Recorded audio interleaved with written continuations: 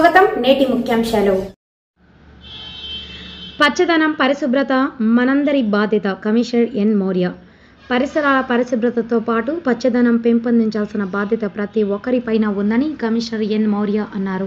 స్వచ్ఛతా he సేవ కార్యక్రమంలో భాగంగా ఉదయం సీతమ్మ నగర్ మాస్టర్ ప్లాన్ రోడ్లో సామూహిక మొక్కలు నాటే కార్యక్రమాన్ని నిర్వహించారు. మహిళా సంఘాల మహిళలతో కలిసి కమిషనర్ మౌర్య మొక్కలు నాటారు. ఈ సందర్భంగా కమిషనర్ మాట్లాడుతూ స్వచ్ఛతా హీ సేవ కార్యక్రమంలో భాగంగా 15 రోజుల పాటు గాంధీ జయంతి వరకు వివిధ కార్యక్రమాలను నిర్వహిస్తున్నామన్నారు. అందులో భాగంగానే మొక్కలు నాటడం, పరిసరాల పరిశుభ్రత చేయడం, వేస్ట్ వండర్ ఆర్ట్, పలు ప్రాంతాల్లో పెయింటింగ్ వేయించడం కొన్ని కార్యక్రమాలు నిర్వహిస్తున్నామన్నారు.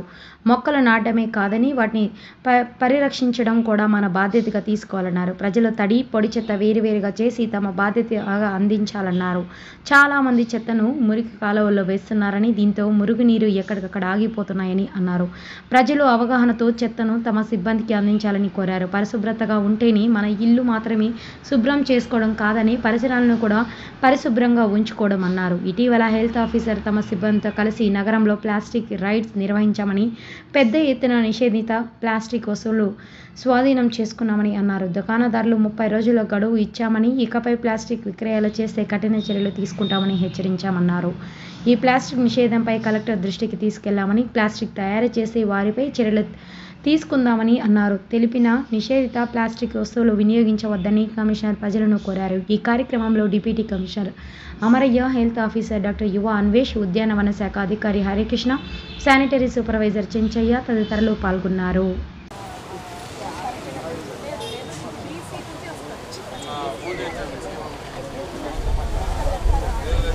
సేవ ప్రోగ్రాంలో భాగంగా ట్రీ ప్లాంటేషన్ చేయడం జరిగింది.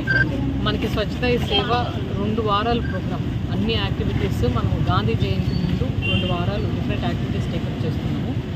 ముఖ్యంగా ఈ tree plantation, mass cleanliness, public involve చేసి క్లీన్లీనెస్, దాని తర్వాత వేస్ట్ టు ఆర్ట్ అనేది కూడా మనం ఒకరోజు కాంపిటీషన్ కండక్ట్ చేయడం జరుగుతుంది 26న. అండ్ పెయింటింగ్స్, మన స్లమ్ ఏరియాస్కి డివైడర్స్ అండ్ వాల్స్కి పెయింటింగ్స్ కూడా మనము స్పాన్సర్షిప్తో పెయింటింగ్స్ కూడా వేపిస్తున్నాము. అలాగే మనం కొన్ని క్లీన్లెస్ టార్గెట్ యూనిట్స్ అనేది ఐడెంటిఫై చేస్తాము. సో అవన్నీ కూడా ఈ డ్రోన్ ద్వారానే పైనుంచి గవర్నమెంట్ నుంచి వచ్చాయి. అవన్నీ కూడా క్లీన్ చేయించాము. ప్రజలు కూడా ఒక విజ్ఞప్తి ఏంటంటే, మనము స్వచ్ఛత అండ్ క్లీన్లీనెస్ అనేది ప్రతి ఒక్కరి రెస్పాన్సిబిలిటీ, బాధ్యత.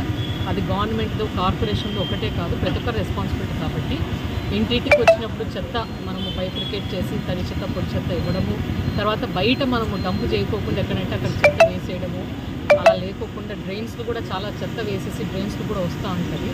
అలా వేయకోకుండా మన పరిసరాలు, మన ఇల్లే కాకుండా పరిసరాలు క్లీన్ చేసుకోవడం కూడా మన బాధ్యత. కాబట్టి అందరూ కూడా ఇన్వాల్వ్ అవ్వాలనేసి కోరుకుంటున్నాను.